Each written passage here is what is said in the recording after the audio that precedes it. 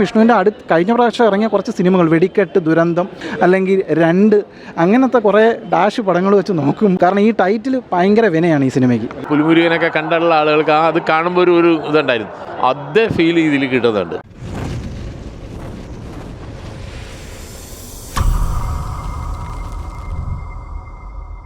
പടം കുഴപ്പമില്ല bro. Action ഒരു കോമഡി സബ്ജക്റ്റാണ്. അതായത് പീറ്റർ ഹെയിൻ്റെ ആക്ഷൻ സീക്വൻസുകളൊക്കെ നന്നായിട്ടുണ്ട്. പടം കുഴപ്പമില്ല. 2 മണിക്കൂർ ഡ്യൂറേഷനാണ്. 2 മണിക്കൂർ 10 മിനിറ്റ് ആണെന്ന് തോന്നുന്നു. ഒരു കോമഡി ആക്ഷൻ സീക്വൻസ് അതാണ്. വിഷ്ണു ഉണ്ണികൃഷ്ണൻ്റെ ചന്തു എന്ന് പറഞ്ഞ ക്യാരക്ടർ കൊള്ളാം. പുള്ളി ഒരു സ്കൂൾ സ്റ്റുഡൻ്റാണ്. പുള്ളി എന്താ പറയുക, പുള്ളിയുടെ ലൈഫിൽ അപ്രതീക്ഷിതമായി ഉണ്ടാകുന്ന സംഭവങ്ങളും അതിനെ പുള്ളി നേരിടുന്ന കാര്യങ്ങളൊക്കെയാണ്. ഫൈറ്റ് സീക്വൻസ് കുറച്ചുണ്ട്. ക്ലൈമാക്സിലോട്ട് പോകുമ്പോൾ ഒരു 10-15 മിനിറ്റോളം എൻഗേജിങ് ആയിട്ടൊരു ഫൈറ്റ് ഉണ്ട്. അതിൽ നാടൻ ഫൈറ്റ്, മാർഷൽ ആർട്സ്, അങ്ങനെ സംഭവങ്ങളൊക്കെ മിക്സ് ചെയ്ത് കാണിക്കുന്ന ഒരു സാധനം.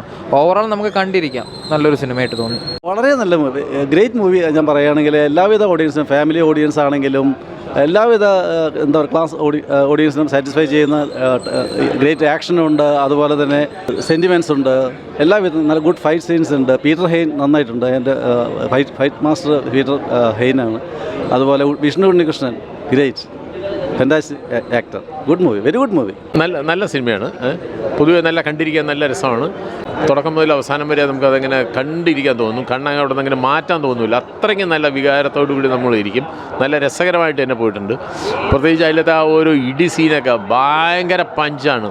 ഇപ്പോൾ നമ്മൾ പുലിമുരുകനൊക്കെ കണ്ടുള്ള ആളുകൾക്ക് അത് കാണുമ്പോൾ ഒരു ഇതുണ്ടായിരുന്നു, അതേ ഫീൽ ഇതിൽ കിട്ടുന്നുണ്ട്. നല്ല രസമാണ്. എല്ലാവർക്കും കണ്ടിരിക്കാൻ നല്ലതാണ്.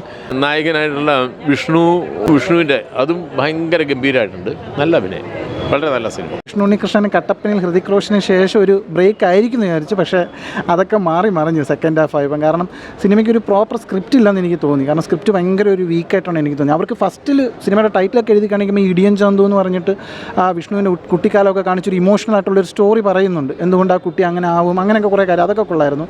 പിന്നെ സിനിമയിൽ അവിടെ ഇവിടെയായിട്ട് നല്ല സീൻസ് ഉണ്ട്. ഇപ്പം പെർഫോമൻസ് നോക്കുകയാണെങ്കിലും ലെന, ലാലു അലക്സ്, പിന്നെ സ്പെഷ്യൽ ചൈൽഡായിട്ടൊരു കുട്ടിയുണ്ട്, തൊമ്മി കുഞ്ഞെന്നാണ് സിനിമയിലെ കഥാപാത്രത്തിൻ്റെ പേര്. അത് തന്നെയാണ് ഒറിജിനൽ പേരെന്ന് എനിക്കറിയില്ല. പക്ഷേ ആ കുട്ടിക്ക് നല്ല മനോഹരമായിട്ടുള്ള കുറച്ച് സീൻസും ഡയലോഗും ഒക്കെ കൊടുത്തു.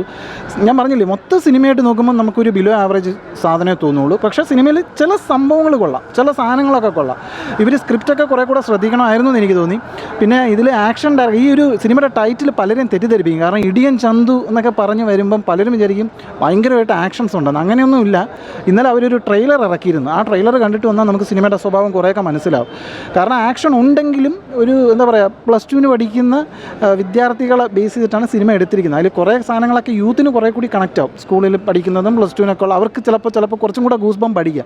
പക്ഷേ എന്നെ സംബന്ധിച്ച് ഞാൻ നോക്കിയപ്പം ക്ലൈമാക്സ് ഒക്കെ അവർ കിണഞ്ഞ് പരിശ്രമിച്ചിട്ടുണ്ട് മാസിന് വേണ്ടിയിട്ടൊക്കെ. പക്ഷേ അതൊന്നും അല്ല. ഇതിൽ സംഭവം എന്തെന്ന് പറഞ്ഞാൽ, ഇതിൽ നമ്മൾ ആദ്യം ശ്രദ്ധിക്കുക, പീറ്റർ ഹെയിനാണ് ആക്ഷൻ ഡയറക്ടർ. പീറ്റർ ഹെയിൻ ഈ ആക്ഷൻസ് ചെയ്യണമെന്ന് എനിക്ക് തോന്നിയില്ല. കാരണം അത് ഈ സിനിമയെ ഒന്നും അപ്ലിഫ്റ്റ് ചെയ്തിട്ടില്ല. കാരണം നമുക്ക് സിനിമ കാണുമ്പോൾ നമുക്ക് എന്തെങ്കിലും ഒരു ഇമ്പാക്റ്റ് തോന്നണം. അങ്ങനെ ഒരു ഇമ്പാക്റ്റ് ഇല്ല. ക്ലൈമാക്സിൽ പിന്നെ ഇവരൊരു സാധനം ട്രൈ ചെയ്തിട്ടുണ്ട്. അത് നമ്മൾ ലോജിക്കായിട്ട് നോക്കിയാൽ നമുക്ക് അക്സെപ്റ്റ് ചെയ്യാൻ പറ്റില്ല. ചിലപ്പോൾ ഇപ്പോഴത്തെ രക്ഷിതാക്കൾ തന്നെ പറയും പിള്ളേരെ വഴിതെറ്റിക്കുന്നു എന്നൊക്കെ വേണമെങ്കിൽ അത് പറയാം. പക്ഷേ അങ്ങനെയൊന്നും അല്ല. ആ ക്ലൈമാക്സ് ഒന്നും ഒരു ട്രൈ ചെയ്തിട്ടുണ്ട്. പക്ഷേ അതൊന്നും ഒരു എക്സ്ട്രാ പഞ്ചോ ഒരു ഇമ്പാക്റ്റോ സിനിമയിൽ കൊണ്ടുവന്നിട്ടില്ല. സിനിമയിൽ അവിടെ ഭാഗങ്ങൾ കൊള്ളാം. മൊത്തം സിനിമയായിട്ട് നോക്കിയാൽ ഒരു ബിലോ ആവറേജ്. ഒരുപാട് ആളുകളുണ്ട്. ഉണ്ട്. ഒരുപാട് പേരെ എടുത്തിട്ടുണ്ട്. നമ്മുടെ ഫക്രു ഒക്കെ ഉണ്ട്. പിന്നെ വേറെ യൂട്യൂബിലൊക്കെ ഒരു ഇൻ്റർവ്യൂവിലൊക്കെ വന്നിരുന്നിട്ട് പറയുന്ന ഒരു പയ്യുണ്ട്. എനിക്ക് എല്ലാവരും പേരെന്ന് അറിഞ്ഞൂടെ, ഞാൻ പറഞ്ഞില്ല. പക്ഷേ എനിക്കിതിൽ ഏറ്റവും ഇഷ്ടപ്പെട്ട നമ്മുടെ സ്പെഷ്യൽ ചൈൽഡായിട്ട് തൊമ്മിക്കുഞ്ഞ്, അതെനിക്ക് ഭയങ്കരമായിട്ട് ഇഷ്ടപ്പെട്ടു. ടച്ചിങ്ങുമാണ്. എന്തെന്ന് പറഞ്ഞാൽ ജോണി ആൻ്റണിൻ്റെ മകനായിട്ടാണ് ആ ക്യാരക്ടർ വരണത്.